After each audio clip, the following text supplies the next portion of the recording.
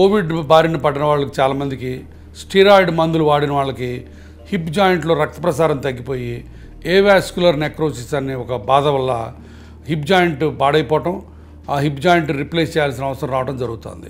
అంటే మన కాళ్ళు పెల్విస్ని అటాచ్ అయ్యే జాయింట్ని హిప్ జాయింట్ అంటారు. ఈ హిప్ జాయింట్ బంతి గిన్నె జాయింట్, అంటే బంతి ఇలా ఉంటుంది, గిన్నె ఇలా ఉంటుంది. సో ఇప్పుడు మీరు జాగ్రత్తగా చూస్తే ఈ బంతి గిన్నె చాలా మెత్తటి గుజ్జుతోటి మన పచ్చి కొబ్బరి ముక్కలాగా ఉంటుంది. జనరల్గా హిప్ జాయింట్ పాడైపోవటం వయసును బట్టి, తర్వాత ఏదన్నా డ్యామేజ్ అంటే ఏదన్నా యాక్సిడెంట్స్ అయ్యి ఫ్రాక్చర్స్ అయ్యి హిప్ జాయింట్ పాడైపోతే జరగడం జరుగుతుంది. స్టీరాయిడ్ మందులు వేసుకోవడం వల్ల, కొంతమందికి ఆల్కహాల్ తీసుకోవడం వల్ల, కొంతమందికి ఏ కారణం లేకపోవడం వల్ల దాన్ని ఇడియోపతిక్ ఏవాస్కులర్ నెక్రోసిస్ అంటారు. సో ఈ 3 కారణాల వల్ల బంతి పాడైపోద్ది. ఈ ఆర్థరైటిస్ వచ్చినప్పుడు గుణాలు ఏ రకంగా ఉంటాయంటే, మొట్టమొదట్లో నొప్పి, అడుగు తీసి అడుగేస్తే నొప్పి రావటం, ఏమాత్రం మంచం మీద పడుకున్నప్పుడు కాలు కొంచెం అటు ఇటు తిరిగినా కూడా నొప్పి వస్తుంటుంది. మొదట్లో 1-2 స్టేజ్ల్లో ఆపరేషన్స్ ఏం అక్కర్లేదు. కాస్త హిప్ జాయింట్ చుట్టుపక్కల ఉన్న మజిల్స్ని బాగా ఫిజియోథెరపీ చేసుకొని ఎక్సర్సైజ్ చేయడం ఒకటి, రెండోది కొన్ని మందులు తీసుకుంటాం అనమాట. బట్ తర్వాత చివరి స్టేజ్కి ఇలా మొత్తం గుజ్జంతా పాడైపోయినప్పుడు జాయింట్ అంతా జామ్ అయిపోతుంది. అప్పుడు ఒకటి ఈ బంతి గిన్నె 2 మార్చుకోవాలి, మనం కొత్త వేసుకోవాలి. అంటే పాత బంతిని మనం కట్ చేసి ఇట్లాంటి కొత్త బంతి మనం ఆర్టిఫిషియల్ బాలు, ఆర్టిఫిషియల్ సాకెట్ పెడతాం. దీన్ని హిప్ రిప్లేస్మెంట్ అంటారు. హిప్ రిప్లేస్మెంట్ ఎంత సక్సెస్ఫుల్ ఆపరేషన్ అంటే, ఇవాళ ఆపరేషన్ చేస్తే రేపు పొద్దున్న నడుస్తారు, రోబోటిక్స్తో చేస్తే సాయంత్రమే నడుస్తారు. అంత మంచి ఫలితాలు ఉంటాయి.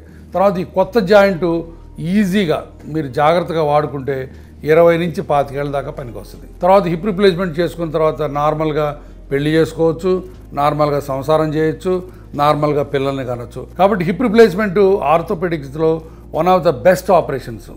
ప్రాబబ్లీ అంత సక్సెస్ఫుల్ ఆపరేషన్ ఇంకేం లేదు. దాంట్లో మళ్ళీ రకాలు ఉన్నాయి. సిమెంటెడ్ ఆపరేషను, సిమెంట్లెస్ ఆపరేషన్ ఉంది. అంటే ఈ బాలు ఇది కూర్చోటప్పుడు దీన్ని సిమెంట్తో అతికిస్తాం అనమాట. అది పాత రోజులు, బాగా ఓల్డ్ పీపుల్ అయితే. ఇప్పుడు లేటెస్ట్ వచ్చి యంగ్ పీపుల్కి సిమెంట్ లేకుండా డైరెక్ట్గా ఇలా కూర్చోపెట్టేస్తాం. అట్లానే కప్పు కూడా సిమెంట్ లేకుండా స్క్రూస్తో వేస్తాం అనమాట. సో సిమెంట్ లేకుండా చేసిన ఆపరేషను, సెరామిక్ జాయింట్తో చేసిన ఆపరేషను, రోబోటిక్స్తో చేసిన ఆపరేషను లేటెస్ట్. ఈ మూడింటిని మీరు గుర్తుపెట్టుకుంటే చాలా, అవి లేటెస్ట్. Robotic assisted. తర్వాత ఈ ఆపరేషన్లో అసలు కాంప్లికేషన్స్ లేవా అని అడుగుతారు చాలామంది. ఉంటాయి కాంప్లికేషన్ ఒక్కొక్కసారి, బట్ కాంప్లికేషన్స్ చాలా చాలా చాలా తక్కువ.